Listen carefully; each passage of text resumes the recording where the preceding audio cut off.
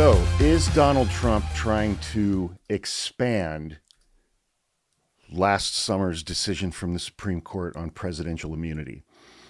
That's an interesting question. Writing in The Atlantic, columnist Paul Rosenzweig has an interesting theory about that, and I'm going to talk about an article that he wrote that was published yesterday, June 6th, 2025, Friday.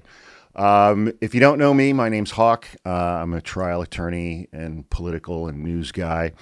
If you enjoy this video, please click like, please subscribe to my channel, please leave a comment, yada, yada, yada. So yesterday, we're going to talk about some articles from The Atlantic today in these videos, because I haven't done that in a while. And anybody who's followed me for a while knows that I highly recommend 3 websites to help get us through these challenging times. One is The Atlantic, and you'll see why when I go through this article from Mr. Rosenzweig.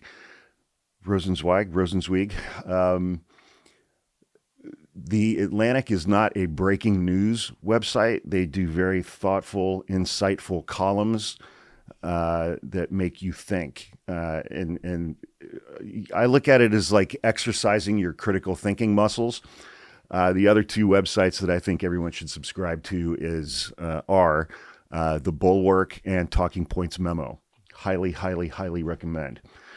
So the headline of this article is "The Biden Investigation is a Path to Even Greater Lawlessness."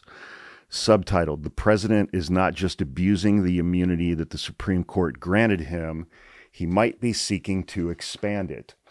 And his theory is basically, and we'll talk about this, his theory basically is like, it's going to become the position of the Trump administration at some point in the not too distant future that the president gives orders to other people.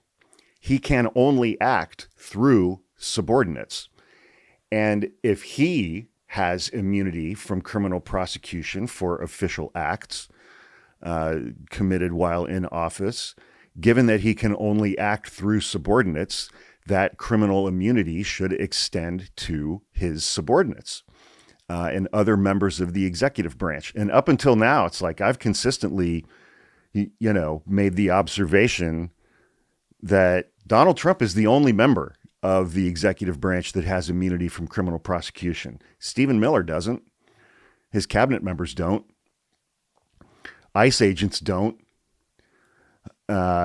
Because the Supreme Court's immunity decision, which came out 1 year ago on July 1st, only granted that sort of immunity from criminal prosecution to the president and no one else inside the executive branch. So he's using the investigation into Joe Biden. Well, I'll clean that up in a second.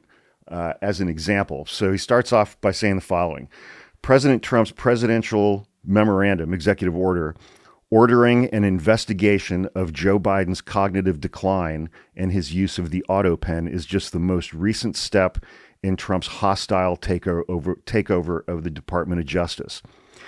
It is also nonsensical fan service for his base, amplifying addled MAGA conspiracies that contend with a straight face that Biden was really a robotic clone and that he died somehow in 2020.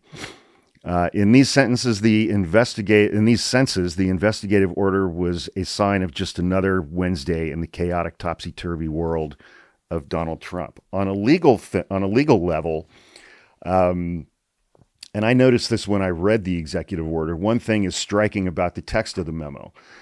The order does not explicitly target Biden himself, at least not directly. Only the aides who supposedly facilitated Biden's use of the Autopen and suppressed evidence of Biden's cognitive and physical decline. Biden's absence as a direct target is almost certainly the result of last summer's Supreme Court decision in Trump v. United States, granting presidents immunity from criminal prosecution for official acts. That decision was intended to stem a cycle of retribution. The Biden administration's investigation of Trump, the argument goes, would beget the vengeful Trump investigating Biden, and so on and so forth.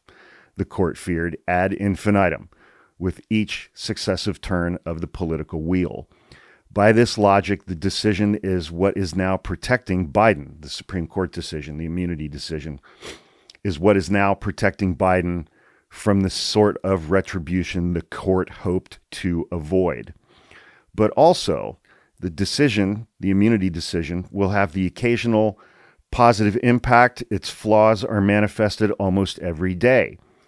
Even on its own terms, the Trump immunity opinion evidently failed to achieve its objective. Far from preventing retaliatory and escalatory criminal investigations, it has enabled them because Trump is immune. And because he can only work through subordinates, he keeps putting out these executive orders, ordering the Department of Justice to do certain things, ordering different departments and agencies to do certain things, ordering his subordinates to do certain things. And now with this new executive order, Trump's team may be setting the country on a path to further expand the immunity bubble, to protect not just the president, but his or her aides as well, enabling yet more lawlessness. It's just the whole thing of unintended consequences, you know? And this current Supreme Court, I mean, is a textbook example of unintended consequences with so many of the decisions that they've put forth over the last 3 or 4 years or longer. To begin with, the absurd investigation of Biden's cognitive decline was almost certainly encouraged by the immunity decision itself, in the sense that the grant of presidential immunity frees Trump from any personal responsibility for his own creative use of the law. In a rational world, Trump might face legal consequences for his illicit abuse of the criminal justice system, in the form of, say, a civil lawsuit for malicious prosecution.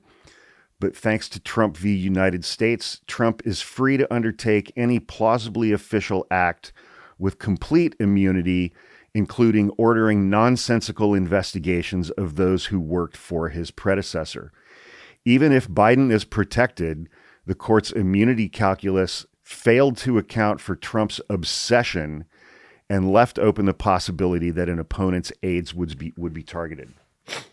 So, and this is all about the Autopen, okay? Why is Trump so obsessed about the Autopen? It first came up within the context of Joe Biden's pardons, specifically his preemptive pardons. His preemptive pardons of the people on the January 6th committee, of Anthony Fauci.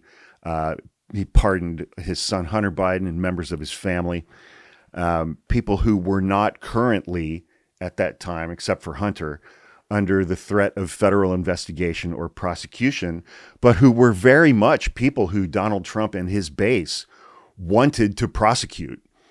I mean, Marjorie Taylor Greene and Rand Paul definitely want Anthony Fauci investigated, arrested, charged, prosecuted, and imprisoned. Marjorie Taylor Greene wants Anthony Fauci to be executed. And Trump's base, and I'm sure Trump himself, would love nothing more than to be able to prosecute members of the January 6th committee on charges of treason.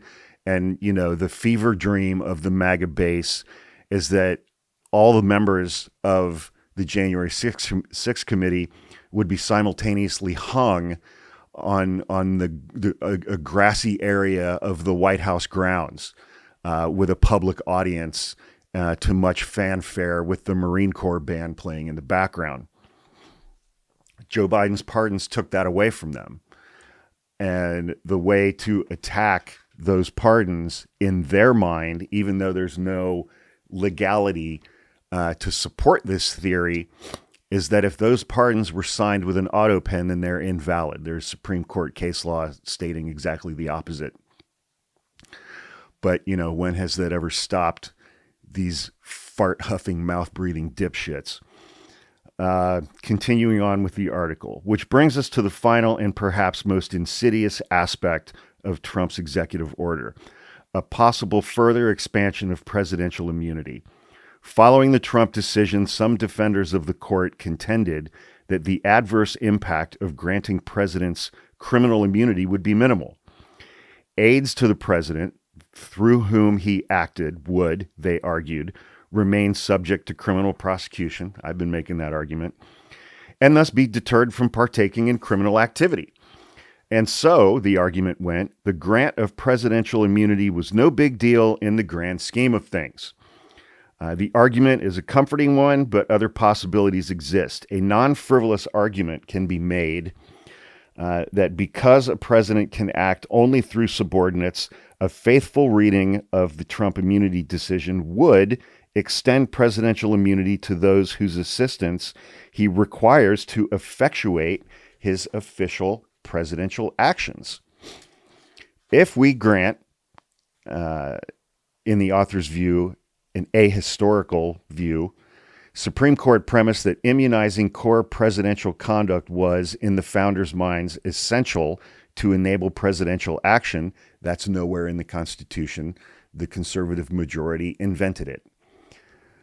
Then it seems wildly inconsistent to simultaneously prevent the president from acting effectively by denying that same immunity protection to his essential subordinates through whom he acts. Others have seen this inconsistency and tried to use it to buttress claims that aides should be immune. For example, as part of its Trump holding, the court explicitly determined that Trump's pre-January 6th directions to the Department of Justice to investigate alleged election fraud were absolutely immune acts. So what the conservative majority in the Trump immunity decision went out of their way to say all of the things that Trump did or attempted to do with regard to the Department of Justice leading up to January 6th, he has immunity for those because a president directing the Department of Justice to do something is an official act. And the court said, you are not permitted to examine the president's motives when he is giving those instructions. If the instruction itself is an official act, plausibly, then you're not allowed to examine the president's motives. And the president's motives were to overturn the 2020 election and to use the Department of Justice to do it. Again, not in the Constitution. The conservative majority of the court just fucking invented that out of whole cloth. And here's the perfect example in the article. Building on that holding, one of Trump's DOJ allies, Jeffrey Clark, has argued that he is covered by derivative presidential immunity for what he did at Trump's request, and that he cannot be prosecuted or disciplined by a bar association for acting on Trump's behalf. So let's talk about Jeffrey Clark a little bit. Let's go back in time. Leading up to January 6th, Bill Barr had resigned, I think, in December of 2020. And Trump appointed an acting attorney general, I think his last name was Donahue, and an acting deputy attorney general. Trump instructed both of them to, on Department of Justice letterhead, to send letters to the swing states in question saying there are anomalies in your state's elections. Stop counting your votes. Do not certify electors for your states. We are going to investigate, and we need you to delay this. And the acting attorney general and the acting deputy attorney general basically told him to fuck off. And if he continued down this path and attempted to use the Department of Justice in this way, that there would be mass resignations. And that was at a point in time when Donald Trump gave a shit about such things as mass resignations. Enter Jeffrey Clark. I could be wrong, but it was, I think it might have been Pennsylvania Congressman Scott Perry, who still serves in Congress, who was neck deep in this shit, whose cell phone was seized by the FBI and the DOJ with a warrant because of his activities to help Trump overturn the 2020 election. I think it was Scott Perry who introduced Donald Trump to Jeffrey Clark. Jeffrey Clark at the time was the head of the DOJ environmental litigation department, and Trump's plan was to fire the acting AG and the acting deputy AG, appoint Jeffrey Clark as acting AG because Jeffrey Clark was a loyalist. Jeffrey Clark was on board with doing what Trump wanted to do and using the DOJ to overturn the 2020 election. Jeffrey Clark went so far as to blackmail the acting attorney general and the acting deputy attorney general in an effort to accomplish the things that Donald Trump wanted to do. That again, and there was a famous showdown I think it was in the Oval Office with everybody present. And I think it was the acting deputy attorney general was like, speaking to Jeff Clark, it's like, you're an environmental lawyer. Go back to your office. We'll call you if there's an oil spill. And Jeffrey Clark is this mousy, nebbishy looking little guy, man. And when he was some months later, when the FBI served a search warrant on his house, they did so early enough in the day that there's very famous footage of Jeffrey Clark standing in his own driveway in his underwear. And Jeffrey Clark was indicted for this shit in the Georgia RICO case.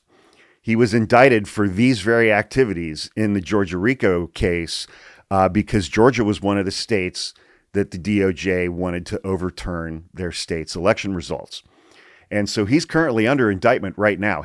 I think he might also be under indictment in Arizona for the same shit. I can't remember. But his legal problems have not come to an end. And he is arguing in court now that because I was only following orders from a president who is immune from criminal prosecution, therefore that immunity from criminal prosecution also transfers to me. Because the president can't do these things by himself. He necessarily has to act through his subordinates. So that immunity from criminal prosecution necessarily applies to his subordinates. That is not the law as of now. And in the present state of affairs, Clark and his successors in Trump's current administration will likely lose a claim of immunity. I don't know about that with the Supreme Court. But one suspects strongly that part of Trump's motivation, or more probably that of his self-interested advisors, is authorizing the Biden investigation to change or expand the law of the immunity decision. The investigation will, as noted, target Biden's aides. Those aides, may, under the pressure of criminal inquiry, offer the same sort of defense that Clark has. I was working for the president and I share his immunity. The sheer outrageousness of Trump's investigation may tempt courts to side with Biden's aides, shielding them from time, expense, and anguish of frivolous investigation. Who knows? And that temptation may just be what Trump's team is counting on, using a bogus investigation of Biden to set precedent to shield their own subsequent criminal activity that they're committing now and over the next 3.5 years. Adopting that doctrine would remove the last shred of structural restraint on Trump's team, the specter of a post-Trump prosecution. The author goes on, and I'm going to comment on this. He says, perhaps I'm overthinking this, and the bank shot to derivative immunity for Trump's aides never occurred to the Trump team, in which case I apologize for putting it on their radar. Perhaps this investigation is indeed merely fan fiction. I disagree with him here for the following reason. The reason Trump got elected in 2016, in large part, was a failure of imagination on part of the left of this country. Nobody could imagine that he would ever in a million years get elected. And I told people in multiple TikToks leading up to this election and between election day and inauguration day, we need to use our imaginations to imagine the absolute worst possible things that these people could do while in office, and then understand that what they're actually going to do is going to be 10 times worse than that. I don't think anybody really actually seriously contemplated that one of his first official acts on inauguration night would be to pardon 1,600 January 6th rioters. Nobody really thought he was going to do that. And in the business world, the financial class, the investor class, none of them really seriously contemplated what Donald Trump was going to do with his fucking tariffs until he actually did it. It's a failure of imagination. He goes on to say, kind of agreeing with me, but I think not. If anything, the Trump team has demonstrated a remarkably sophisticated understanding of how to assert unilateral presidential authority to work an expansion of presidential power. That's Russ Vought, Chapter 2, Project 2025. Russ Vought, the current director of the Office of Management and Budget, wrote Chapter 2 of Project 2025 on expanding executive power. Therein lies the danger. Even if the result of aid immunity is not intended, it may be what lies ahead. The country must avoid this, and thus Biden's aides must seek to defend themselves against the outrageous investigation of Biden's cognition on the merits and spend $1 million apiece, $2 million apiece on legal fees, not on any procedural or immunity grounds. Yeah, I disagree with him there. I think. I don't know. I haven't thought it through yet. That is way more burdensome. Sure, to be sure, but in the end, it will be far better for the nation. Yeah, fuck those guys and their bank accounts. They owe the country. Anyway, I thought this was a great article. I thought it was a very good and thought-provoking series of arguments that he made in that article. And I wanted to share it with you guys. Go subscribe to The Atlantic. If you enjoyed this article, please click like, leave a comment, subscribe to my page. It's free, and it's about noon West Coast time on Saturday, June 7th when I'm recording this. So everybody have a good weekend, and please, please, please be safe. ICE is out in the streets, man. Please be safe.